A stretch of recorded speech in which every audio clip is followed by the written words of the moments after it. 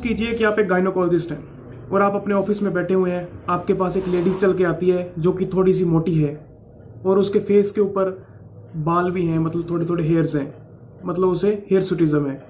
आपको आके बोलती है कि डॉक्टर साहब मुझे काफ़ी दिनों से पीरियड्स नहीं आ रहे। जब पीरियड्स आते हैं तो कंटिन्यूसली नहीं आते, रुक रुक के आते हैं, 2-3 महीने बाद पीरियड्स आते हैं। तो आप पूछेंगे उनसे कि आपको डायबिटीज़ तो नहीं है कहीं। अगर उनको डायबिटीज़ होती है, आपकी लैब रिपोर्ट में डायबिटीज़ आ जाती है, तो 99% चांसेस ये कंफर्म कर देते हैं कि उसे पीसीओएस ही है।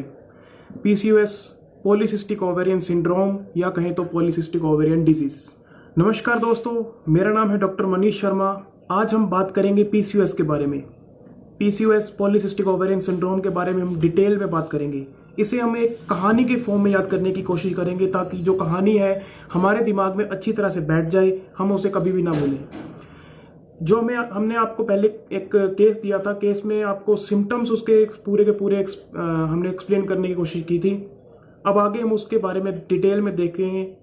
तो हम शुरू करते हैं, पहले स्टार्ट करते हैं। कहानी को शुरू करने से पहले हम थोड़ा बेसिक की तरफ देख लेते हैं कि बेसिक क्या कुछ है इसमें। तो आइए शुरू करते हैं। मान लीजिए कि ये है हमारी पिट्यूटरी ग्लैंड, ये है hypothalamus gland. Pituitary gland signal भेजती है जीएनआरएच के थ्रू, गोनाडोट्रोपिन रिलीजिंग हार्मोन, और स्टिमुलेट करती है हाइपोथैलेमस को। हाइपोथैलेमस जो होती है एफएसएच सीक्रेट करती है। एफएसएच जो है हमारे गोनाड्स, ओवेरीज को एफएसएच सिग्नल मिलता है। एफएसएच का काम होता है जो फॉलिकल्स होते हैं, ग्राफिक फॉलिकल्स, ये एक डायग्राम है ओवेरी का। ये प्राइमोडियल फॉलिकल्स है जो कि मैंने आपको पिछली वीडियो में बताया था। 3 to 4 lakhs होते हैं एट प्यूबर्टी। एफएसएच इनके ऊपर आके एक्ट करता है। इनमें से एक कोई भी फॉलिकल मैच्योर फॉलिकल के अंदर कन्वर्ट हो जाता है। ये मैच्योर फॉलिकल सीक्रेट करता है ईस्ट्रोजन। ईस्ट्रोजन जो है वो नेगेटिव फीडबैक देता है हाइपोथैलेमस को कि वो सिक्रीशन एफएसएच का बंद कर दे। ये तो थी एक बात। अब ये फॉलिकल्स में से जो कॉर्पस ल्यूटियम है वो अलग हो जाएगा। ये कॉर्पस ल्यूटियम सीक्रेट करवाएगा प्रोजेस्टेरॉन को।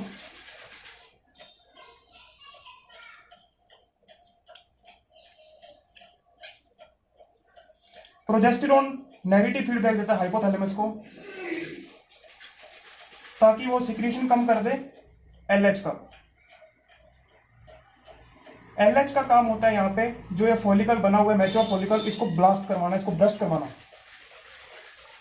अगर एलएच होगा तो ये ब्रस्ट करेगा फॉलिकल, नहीं तो ये फॉलिकल जो है इसी फॉर्म में पड़ा रहेगा।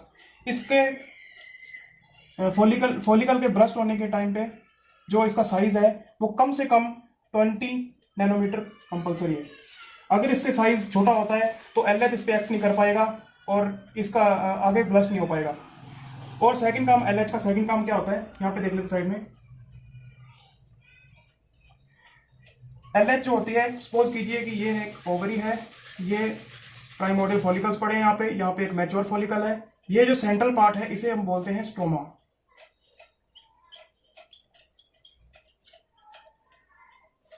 इस स्ट्रोमा को एलएच एक्ट करता है और इसको थिक कर देता है। ये थिक स्ट्रोमा जो होता है ये सिक्रीशन करवाता है एल्डोस्टेरोन का।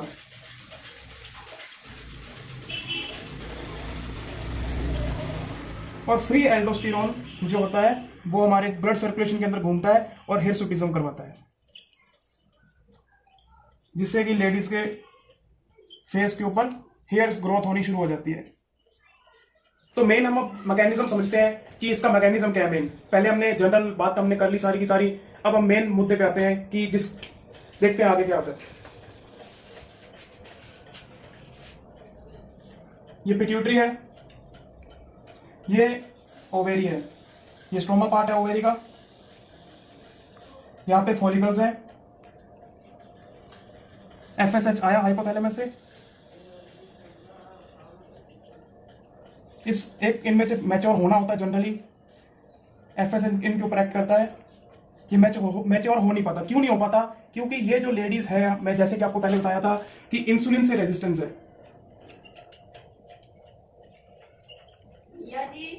अब इंसुलिन से ये लेडीज जो है रेजिस्टेंस है, तो क्या होगा कि जो सेल्स हैं इनके अंदर ग्लूकोज नहीं जा पाएगा, क्योंकि यहाँ पे जो इंसुलिन रिसेप्टर्स हैं ये इंसुलिन को पहचानने से इनकार कर देंगे, जिससे कि जो ग्लूकोज होगा बाहर ब्लड के अंदर ग्लूकोज होगा वो सेल के अंदर नहीं जा पाएगा। अब अगर ग्लूकोज सेल के अंदर नहीं जाता किसी वजह से भी, तो सेल को जो ग्रोथ होने के लिए एनर्जी चाहिए वो एनर्जी इसको मिल नहीं पाती। एनर्जी नहीं मिलेगी तो इसकी ग्रोथ नहीं होगी। इसी तरह फॉलिकल में भी यही होता है। ये जो फॉलिकल है यहाँ पे, ये फॉलिकल मैच्योर नहीं हो पाता। यहाँ पे ये फॉलिकल का साइज जो है ये 6 या 8 या 10 नैनोमीटर ही रह जाता है। इतना छोटा सा फॉलिकल आगे बढ़ नहीं पाता, तो ऐसे FSH सीक्रेट होता रहता है हर मंथ। ये काफी सारे संख्या में बढ़ जाते हैं। ये काफी सारे अगर ये दिखेंगे हमने, ये बिल्कुल ऐसा लगता है कि जैसे एक ओवेरी है, ओवेरी के अंदर बहुत सारे सिस्ट पड़े हैं, इसलिए इसका नाम पड़ा है PCOS, पॉलीसिस्टिक ओवेरियन सिंड्रोम। पर ये सिस्ट बिल्कुल नहीं होते, ये फॉलिकल्स होते सारे के सारे। भैया ये फॉलिकल्स जो होते हैं ये एस्ट्रोजन सीक्रेट करवाते हैं। तो हम एक अलग डायग्राम बना के देख लेते हैं कि उसके अंदर क्या होगा। ये बहुत सारे फॉलिकल्स पड़े हैं जो कि मैच्योर नहीं हो पाए, बड़े हो गए साइज के अंदर। इनका नंबर जो होता है 10 to 12 इन ईच ओवेरी। अब देख लिए नॉर्मली क्या होता है कि ये फॉलिकल जो होते हैं एस्ट्रोजन सीक्रेट करवाते हैं, और एस्ट्रोजन जो होता है वो जो एंडोमेट्रियम होती है, एंडोमेट्रियम को प्रोलिफरेट करवाता है। ठीक है। अब इसमें एक ही अगर फॉलिकल जो होता है वो एंडोमेट्रियम को प्रोलिफरेट करता है, इसमें तो बहुत सारे फॉलिकल जो हैं जो मैच्योर नहीं हो पाए पर मैच्योर प्री मैच्योर स्टेज के ऊपर पड़े हैं, ये बहुत सारा एंड्रोजन सीक्रेट करवाएंगे। एंड्रोजन नहीं, सॉरी, एस्ट्रोजन। एस्ट्रोजन सीक्रेट करवाएंगे। ये जो एस्ट्रोजन का लेवल है बहुत ज्यादा बढ़ जाएगा। अब एस्ट्रोजन क्या करेगा? नेगेटिव फीडबैक देगा FSH को, जिससे क्या होगा कि FSH का लेवल कम हो जाएगा। अब दूसरी तरफ क्या होता था कि नॉर्मली LH सीक्रेट होता था, इसमें भी LH सीक्रेट होगा क्योंकि एस्ट्रोजन का लेवल काफी ज्यादा है, LH सीक्रेट होगा। पर LH का काम, दो काम होते थे LH के। एक काम था स्ट्रोमा के ऊपर, इसको थिक करना, और स्ट्रोमा का काम होता था एंड्रोजन सीक्रेशन करवाना। अब LH का जो सेकंड काम LH का था, जो फॉलिकल है, ये फॉलिकल है, इसको बर्स्ट करना। ये फॉलिकल बर्स्ट होंगे, रप्चर होंगे, तो प्रोजेस्टेरोन सीक्रेशन होता था नॉर्मली, जो इस केस में नहीं होगा, क्योंकि इस केस में फॉलिकल का साइज जो है वो 6 to 10 ही रह जाएगा। इसकी रिक्वायरमेंट थी 20 की, 20 साइज होगा तो ये बर्स्ट करवाएगा। अगर ये बर्स्ट नहीं कर पाएगा तो प्रोजेस्टेरोन का सीक्रेशन नहीं होगा, तो इसमें प्रोजेस्टेरोन का लेवल कम हो जाता है।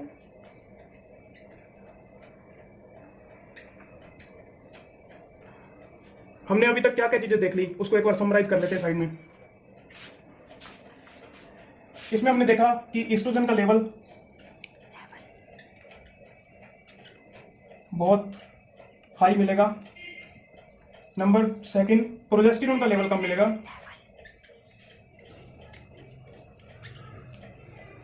नंबर 3, LH और FSH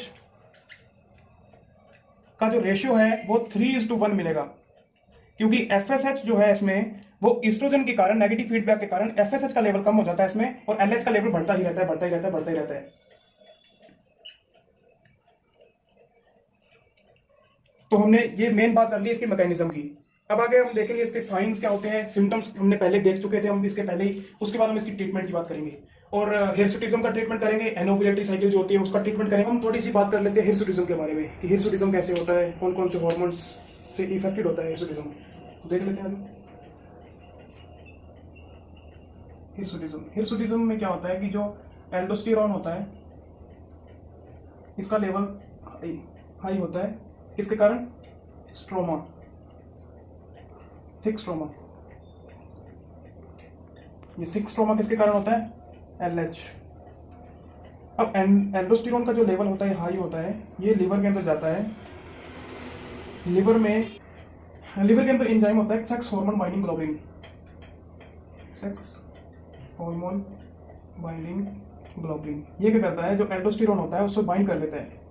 अब फ्री एल्डोस्टेरोन ब्लड के अंदर घूम नहीं पाता, इसकी भी एक लिमिटेशंस होती हैं कि इतने अमाउंट है। जब सेक्स हार्मोन बाइंडिंग ग्लोबुलिन का लेवल एल्डोस्टेरोन के लेवल से कम हो जाता है तो सारा का सारा sex hormone binding globulin use हो जाता है, फ्री एल्डोस्टेरोन ब्लड के अंदर घूमने लग जाता है। फ्री एल्डोस्टेरोन ही कॉज करता है हिर्सुटिज्म को। अब हम देखेंगे hairs AN syndrome, HAIRAN syndrome. HA stands for hirsutism.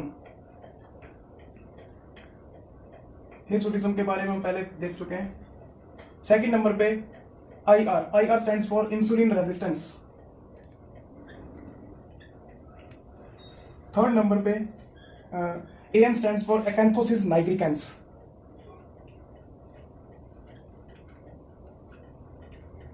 अकैंथोसिस nigricans, acanthosis nigricans क्या होता है कि डार्क शाइनी और वॉल्वेटी स्किन होती है। कोई भी जॉइंट्स है गर्दन नेक के पोस्टीरियर रीजन पे या फिर हमारे एंकल जॉइंट या एल्बो जॉइंट्स के जो स्किन होती है वो इंसुलिन रेजिस्टेंस की वजह से डार्क शाइनी और वॉल्वेटी कलर की हो जाती है, जिसे हम कहते हैं अकैंथोसिस नाइग्रिकेंस। ये क्लासिकल फीचर है फिर एन सिंड्रोम PCOS का। इसके बाद हम इसका साइंस देखेंगे, क्या क्या साइंस है, इसको पूरी को समराइज करेंगे, जो हमने आज तक अभी तक पढ़ा है इसको पूरा समराइज करेंगे। उसके बाद हम इसका ट्रीटमेंट देखेंगे। अब हम PCOS के थोड़े साइंस देख लेते हैं, फिर लैब इन्वेस्टिगेशन देख लेंगे, उसके बाद ट्रीटमेंट देख लेंगे। तो आइए देख लेते हैं, सबसे पहले हम उसके साइंस देख लेते हैं।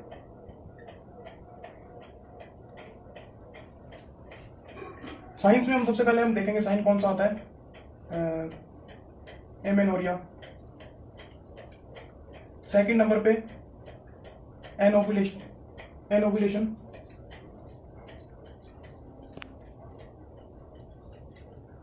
थर्ड नंबर पे हिर्सुटिज्म, जो हमने काफी बार इसके ऊपर डिस्कशन कर लिया है।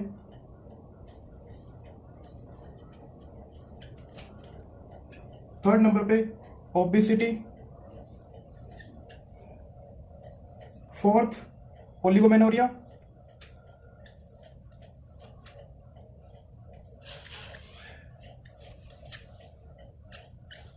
Fifth number infertility.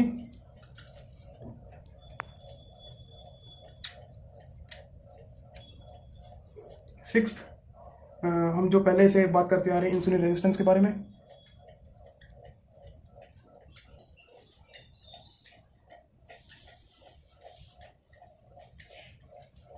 इसके बाद हम लैब इन्वेस्टिगेशंस देख लेते हैं, कौन कौन से हमें लैब इन्वेस्टिगेशन करवानी है। सबसे पहले तो हम LH और FSH का रेशियो देखेंगे।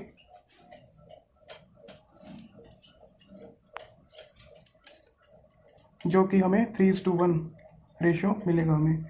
सेकंड नंबर पे हम इसमें देखेंगे हाइपर एल्डोस्टेरोनिज्म।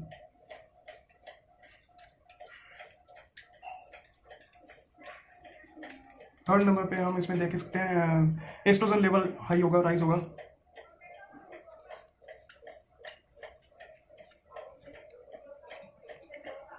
लास्ट हम लैब इन्वेस्टिगेशन करवाएंगे serum sex hormone binding globulin.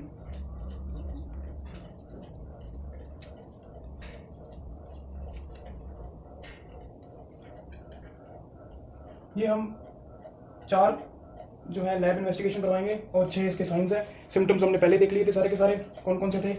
इसके बाद हम इसके ट्रीटमेंट पे आ जाते हैं, लास्ट जो फाइनल टॉपिक है। इसका जो ट्रीटमेंट है वो देखा जाए तो PCOS का डायरेक्ट कोई ट्रीटमेंट नहीं है अभी तक, पर इसके जो सिम्टम्स हैं इसकी क्योर रेट जो है एनोबिलिटी की कर सकते हैं या फिर इंसुलिन रेजिस्टेंस की कर सकते हैं। थर्ड नंबर पे हम इसको हिर्सुटिज्म को हम ट्रीट कर सकते हैं।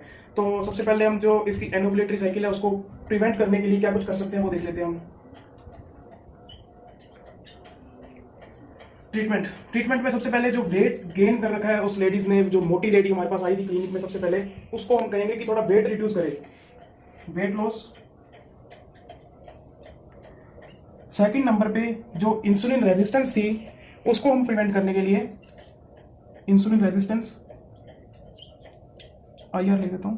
इंसुलिन रेजिस्टेंस को प्रिवेंट करने के लिए मेटफॉर्मिन देंगे हम। या और भी कई ड्रग्स आती हैं। मेटफॉर्मिन काफ़ी कॉमन है, इसलिए मेटफॉर्मिन हम दे सकते हैं इसमें। थर्ड नंबर पे जो ड्रग आती है, जो पहले बहुत मोस्ट कॉमन थी, क्लोमिफेन सिट्रेट। क्लोमिफेन सिट्रेट जो होती है, हमारी जो पिट्यूटरी ग्लैंड होती है उसको सप्रेस करती है, इस पे एक्ट करती है और इसको सप्रेस कर देती है, बंद कर देती है। जैसे यहाँ पे देखते हैं हम, जैसे पिट्यूटरी ग्लैंड है, यहाँ से नेगेटिव फीडबैक आया ईस्ट्रोजन का, तो ये क्लोमिफेन सिट्रेट जो होती है यहाँ पे बैरियर की तरह काम करती है। जो ईस्ट्रोजन का नेगेटिव फीडबैक है, इस नेगेटिव फीडबैक को पिट्यूटरी तक पहुंचने नहीं देती, जिससे क्या होगा कि ईस्ट्रोजन जो पिट्यूटरी होगी उसको पता नहीं चलेगा कि ईस्ट्रोजन का लेवल हाई है बॉडी के अंदर, और वो नेगेटिव फीडबैक को लेगी नहीं और एफएसएच का सिक्रीशन करवाती रहेगी। अब एफएसएच का अगर लेवल बढ़ जाएगा, एफएसएच काम क्या होता है कि जो फॉलिकल्स होते हैं उनको मैच्योरिटी करवाना। अगर फॉलिकल्स मैच्योर होंगे, पहले जो थे फॉलिकल्स वो मैच्योर इसलिए नहीं हो रहे थे क्योंकि उनके पास इंसुलिन की वो थी, ज़्यादा थी, इंसुलिन रेजिस्टेंस थे, ग्लूकोज की कमी थी, इसलिए मैच्योर नहीं हो पाए थे। इस केस में क्या होगा कि आपने इंसुलिन रेजिस्टेंस मेटफॉर्मिन देकर प्रिवेंट कर दिया है। अब आप अगर एफएसएच का लेवल बढ़ाते हैं तो जो मैच्योर फॉलिकल्स वो बनने शुरू हो जाएंगे।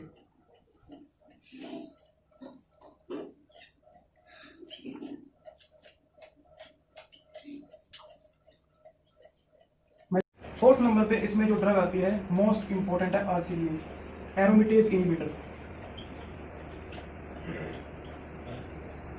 कौन सी ड्रग है? लिट्रोजोल। लिट्रोजोल नाम की ड्रग आती है, एरोमेटेज इनहिबिटर। एरोमेटेज के बारे में हमने अभी तक नहीं पढ़ा, इसमें देख लेते हैं अभी क्या होता है एरोमेटेज। जैसे ही एरोमेटेज क्या होता है, जैसे ही ईस्ट्रोजन आएगा, ईस्ट्रोजन आके एल्डोस्टेरोन के अंदर कन्वर्ट हो जाएगा। सॉरी एल्डोस्टेरोन जो है इसमें वो ईस्ट्रोजन के अंदर कन्वर्ट होगा एरोमेटेज की हेल्प से, एरोमेटेज एंजाइम की हेल्प से। एल्डोस्टेरोन जो होता है थिक स्ट्रोमा वाला, जो थिक स्ट्रोमा सीक्रेट करता है, वो फैट सेल के अंदर एरोमेटेज एंजाइम की हेल्प से एस्ट्रोजन में कन्वर्ट होता है। तो हम क्या करते हैं, एरोमेटेज इनहिबिटर लगा देते हैं यहाँ पे, लिट्रोजोल। ये क्या करेगा, एरोमेटेज को ब्लॉक कर देगा। एरोमेटेज ब्लॉक हो जाएगा तो जो एल्डोस्टेरोन होगा वो एस्ट्रोजन के अंदर कन्वर्ट नहीं होगा, जिससे कि ब्लड के अंदर एस्ट्रोजन का लेवल कम हो जाएगा। इससे क्या होगा, एस्ट्रोजन का लेवल ब्लड में कम हो गया तो एफएसएच का जो लेवल है वो राइज होना शुरू हो जाएगा और फॉलिकल्स जो है वो मैच्योरिटी की तरफ जाना शुरू हो जाएंगे, फॉलिकल्स मैच्योर होना शुरू हो जाएंगे। तो आज के लिए ये टॉपिक बस इतना ही था। इसमें हमने सब कुछ कवर अप करने की कोशिश की है, जो नीट पीजी में पीछे वाले प्रीवियस क्वेश्चन आए हैं उन चीज़ों को हमने कवर अप करने की कोशिश की है। और if you have any queries or any doubt then let me know in the comment section, and if you not yet subscribe my channel then subscribe it.